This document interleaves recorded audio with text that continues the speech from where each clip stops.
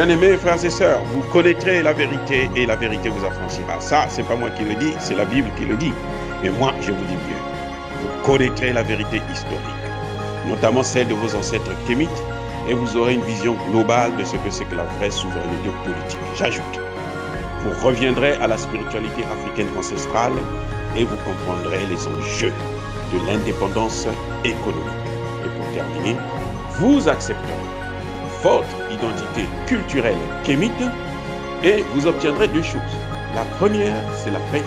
La seconde, c'est le développement, à une condition. L'unité de toute l'Afrique noire, l'unité de tous les Noirs du monde entier. Otep à tous, bienvenue sur la chaîne des panafricanistes, par essence, par conviction et par excellence. Celle des citoyens kémites par nécessité et obligation de combat.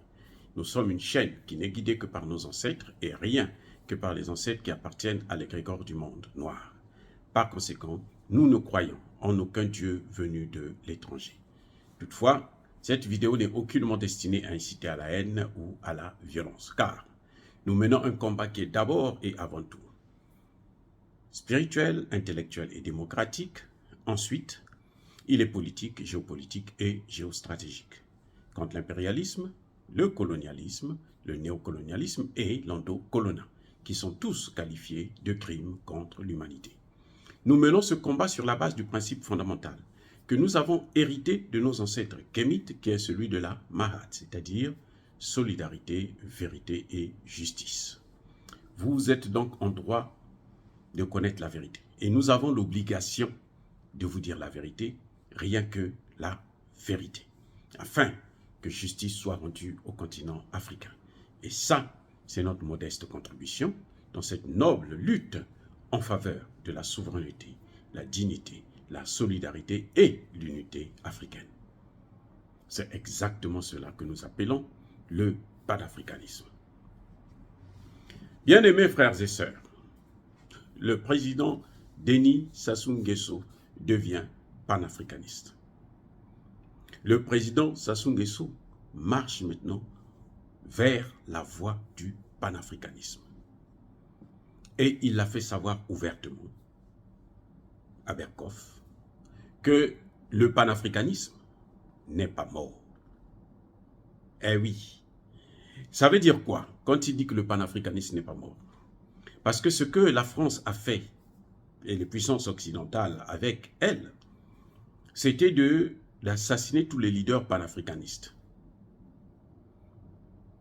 Eh oui, les Kwame Nkrumah, les Olympio, jusqu'à Thomas Sankara, on les a massacrés. Et on l'a vu dernièrement avec Idriss Déby Itno, le maréchal, massacré parce qu'il optait pour le panafricanisme. Mais malgré ça, le panafricanisme n'est pas mort. Et c'est ce que je soutiens.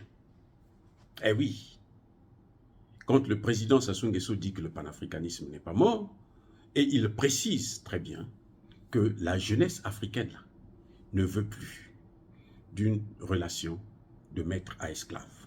La colonisation est terminée. La colonisation nous a détruit notre culture, nos valeurs. C'est ça que Sassou Nguesso a dit à André Berkoff. La colonisation nous a détruit nos valeurs. Les valeurs, ce n'est pas avec vous. Les valeurs, c'est avec nous. Nous avons ça dans notre culture. C'est ce qu'on nous apprend à la maison, en famille, dans la société, dans le village. Nous avons une école traditionnelle que vous êtes venus détruire. Et Sassou Nguesso précise que nous serons 2 milliards dans 28 ans. Et 28 ans, c'est pas loin. Et que ces 2 milliards-là, si les relations sont toujours les mêmes, eh ben, l'avenir de l'Europe en Afrique sera compromis. Et il dit que nous allons aller vers c'est le panafricanisme, bien entendu, mais nous allons aller vers les États-Unis d'Afrique, vers la fédération des États africains. Ça a commencé avec la création d'une zone de libre-échange au niveau africain, mais en fait, l'objectif, c'est la fédération. ce que les Occidentaux ne veulent pas.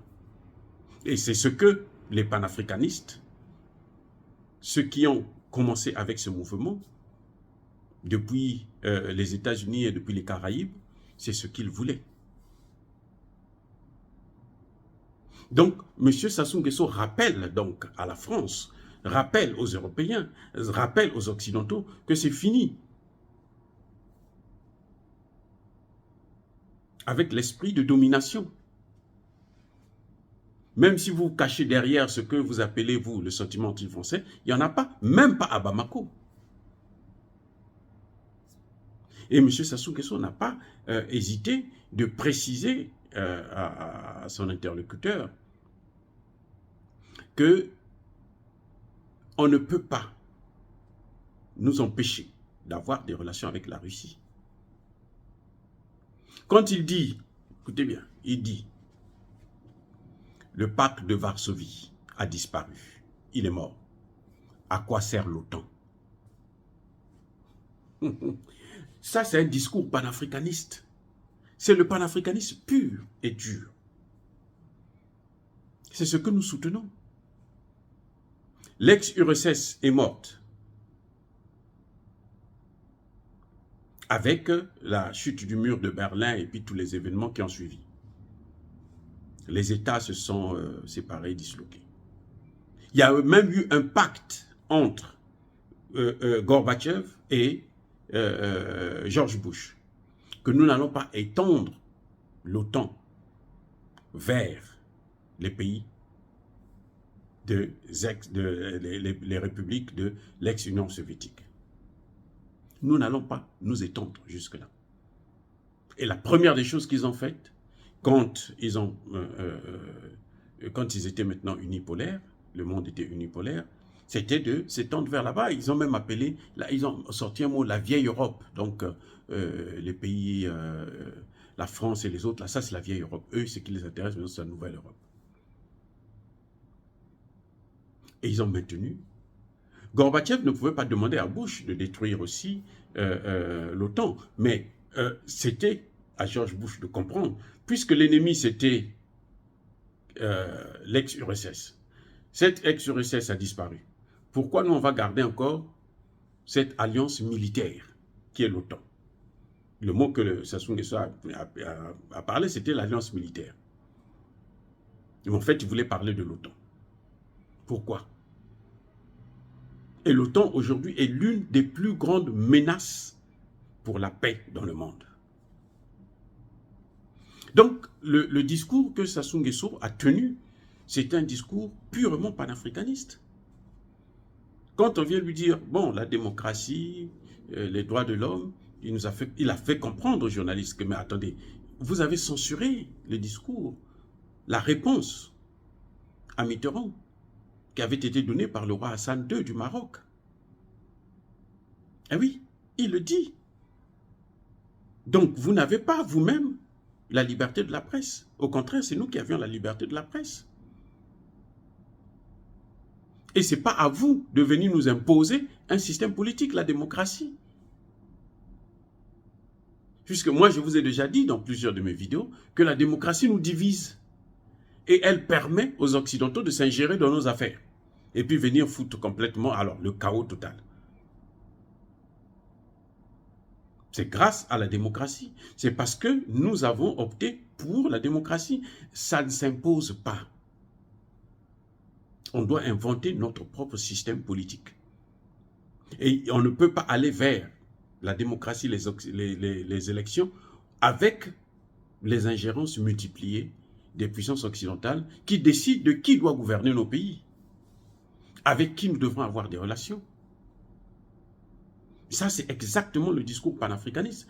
C'est que je crois que on a toujours critiqué, même moi j'ai déjà critiqué à plusieurs reprises le président Denis Sassou Nguesso, mais sur ce point-là, quand nous écoutons bien, on voit qu'il est en train de venir sur la bonne voie.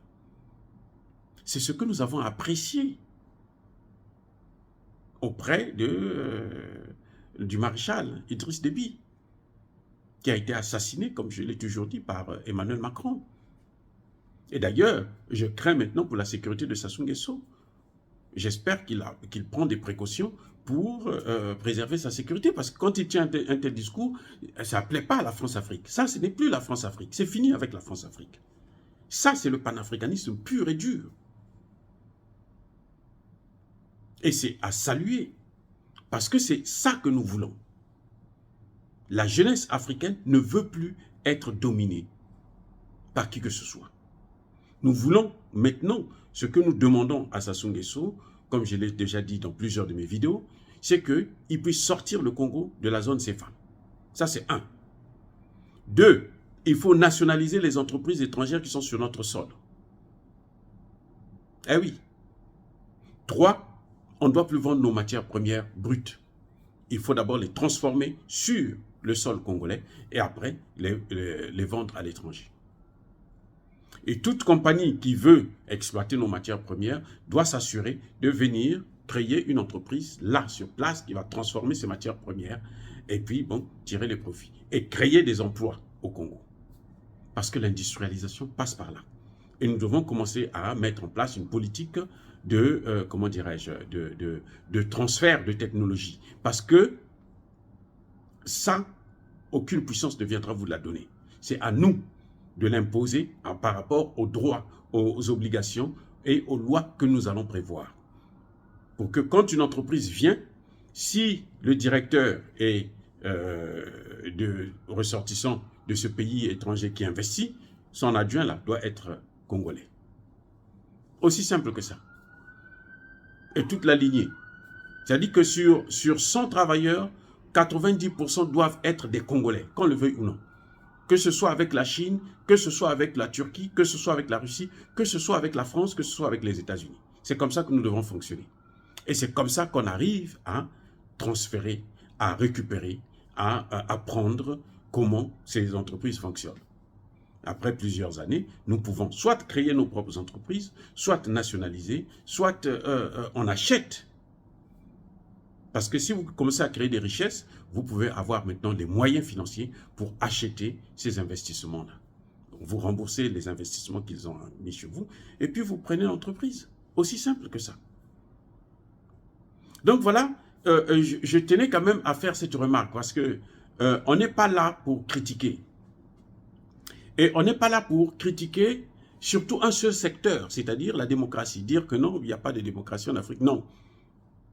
Et le président Sassou Nguesso a bien fait de le rappeler que ce qu'il y a eu au Capitole, là, il y a quelques années, c'était aussi un problème des faiblesses de la démocratie.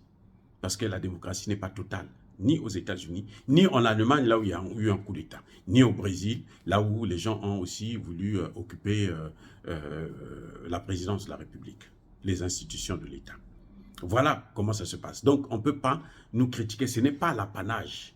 Hein? La dictature, ce n'est pas l'apanage de nos pays. Dans ces pays-là, il y a aussi une forme de dictature que nous ne comprenons. Macron l'a prouvé avec la gestion du Covid. Eh oui, il a prouvé les décisions qu'il prenait.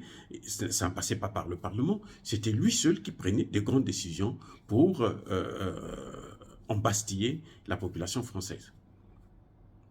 Donc, il faut saluer lorsque nos dirigeants font quelque chose qui est bien. Maintenant, on veut qu'ils puissent passer à l'acte. C'est comme ça aussi que nous avons salué le discours de Paul Biya, l'intervention de Paul Biya ici à Washington. Dire cela, c'est inciter à la haine ou à la violence? Non. Bien-aimés frères et sœurs, Yaba, colère, V, Yamalembe. Encore une fois, soyez bénis, abondamment bénis par le Dieu des Kémites et par nos ancêtres angélisés, et que tous ceux qui persécutent le continent africain, tous ceux qui le déstabilisent et le pillent, qu'ils puissent être détruits, maudits, punis, neutralisés, effacés par le Dieu des Kémites et par nos ancêtres, qu'ils soient noirs ou qu'ils soient blancs. Vive l'Afrique éternelle, j'ai dit et j'assume.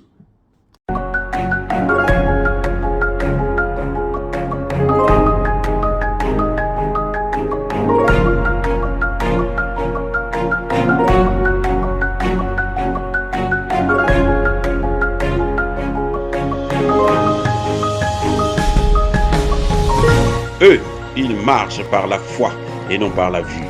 Mais moi, je vous conseille vivement de marcher par la connaissance scientifique et historique, notamment celle de nos ancêtres kémites, par les 5 sens et par l'intelligence.